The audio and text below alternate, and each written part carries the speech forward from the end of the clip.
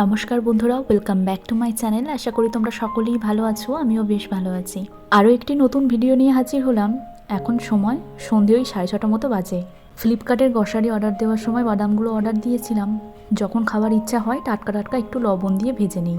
আগে থেকে অনেকটা করে ভেজে রেখে দিলে দেখেছি বাদামের যে ক্রাঞ্চিনেসটা থাকে অনেক দিন হয়ে গেলে সেই ক্রাঞ্চিনেসটা কমে যায়। তাই খাওয়ার ইচ্ছে হলে দিনের দিন ভেজে নেওয়াটাই আমার বেস্ট বলে মনে হয়।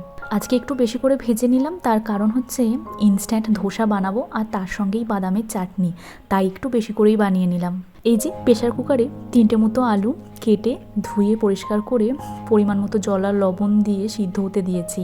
আলু মশলা বানাবো, যেটা ওই ইনস্ট্যান্ট ধোসার পুর হিসেবে ব্যবহার করব। সাদা তেলে সর্ষে সাম্বারা দিয়েছি, ছোটো ছোটো করে কুচিয়ে রাখা পেঁয়াজটা একটু বেজে হলুদ, কাশ্মীরি লাল লঙ্কার গুঁড়ো, একটু জিরের গুঁড়ো আর সিদ্ধ করে রাখা আলুটা ম্যাশ করে নিয়ে সমস্ত মশলার সঙ্গে ভালো করে মিশিয়ে নিয়েছি। আর একটু কাঁচা পেঁয়াজ এই সময় অ্যাড করে দিলাম, সঙ্গে কুচনো কাঁচা লঙ্কা, ধনেপাতা, পরিমাণ মতো লবণ আর চিনি দিয়ে সমস্ত কিছু আবারও একবার ভালো করে মিশিয়ে নেব।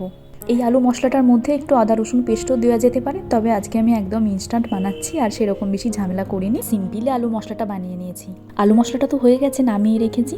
এবারে কড়াইতে আর একটু সাদা তেল দিয়ে এর মধ্যে সাদা তিল, শুকনো লঙ্কা আর বেশ কয়েকটা রসুন একটু ভেজে নিচ্ছি। ওই যে বললাম না বাদামের চাটনি বানাবো, ওতেই এগুলো দেবো। এর সঙ্গে একটু ছোলার ডাল আর বিউলির ডালও শুকনো খোলায় ভেজে রেখে দিয়েছিলাম বাদামটা ভাজার পরে। ওই যে দেখলে আমার হাজব্যান্ডকে অফিস থেকে ফিরেই রান্নাঘরে এসে আমাকে একটু জ্বালাতন করার আর কি চেষ্টা। রান্নাবান্না করছিলাম, ওই সময় একটু বিরক্ত বোধ হচ্ছিল, তবে কে কার কথা শুনে। তার মতে তোমাকে জ্বালাবো না তার কাকে জ্বালাবো, একটুখানি হাসি ঠাট্টা মজার রাগ সমস্ত কিছু নিয়েই কাটালাম সন্ধেটা। চলো এইসব খুনসুটি আমাদের মধ্যে চলতেই থাকবে, রান্নাটা আবার কন্টিনিউ করা যাক। বাদাম, তিল, ছোলার ডাল, বিউলির ডাল, শুকনো লঙ্কা, কাঁচা লঙ্কা, পরিমাণ মতো লবণ, চিনি আর ধনেপাতা দিয়ে ভালো মতো করে পেস্টটা বানিয়ে নিয়েছি। আর অবশ্যই একটু কাঁচা পেঁয়াজ দিয়েছি। এই চাটনিটা পরোটার সঙ্গেও খেতে বেশ ভালো লাগে।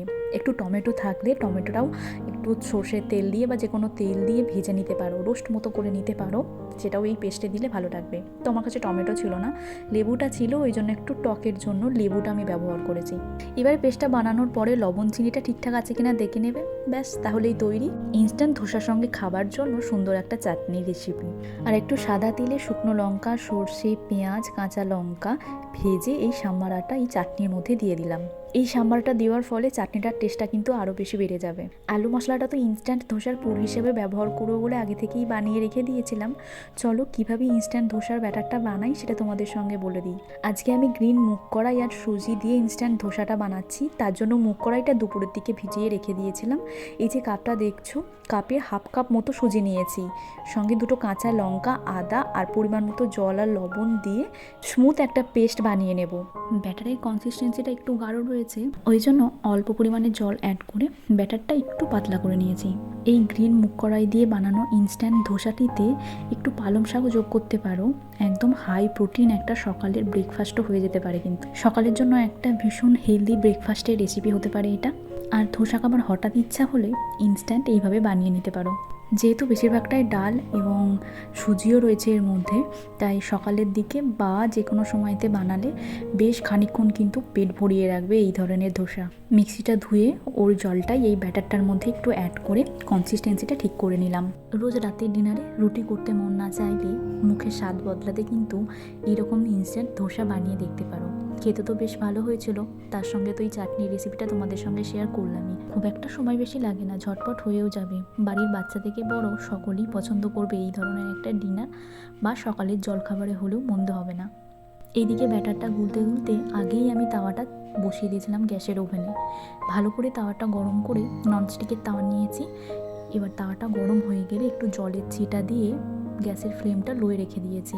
ধোসার ব্যাটারটা 2 চামচ করে দিয়ে এই চামচে করেই ছড়িয়ে নিয়েছি তাওয়ার মধ্যে।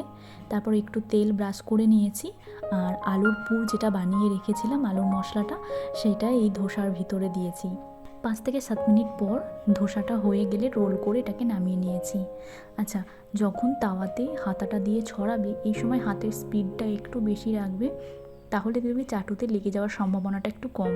প্রতিটা ধোসা আমি একই রকমভাবে বানিয়ে নিয়েছি, ঠিক যেভাবে তোমাদেরকে ভিডিওতে দেখাচ্ছি ওইভাবে আমি বানিয়েছি। প্রথম আমিও বানাতে পারতাম না, অ্যাকচুয়ালি এগুলো একটা প্র্যাকটিসের উপরেও কাজ করে। অনেকবার আমি বানিয়েছি, এখন মোটামুটি বেশ ভালোই পারি।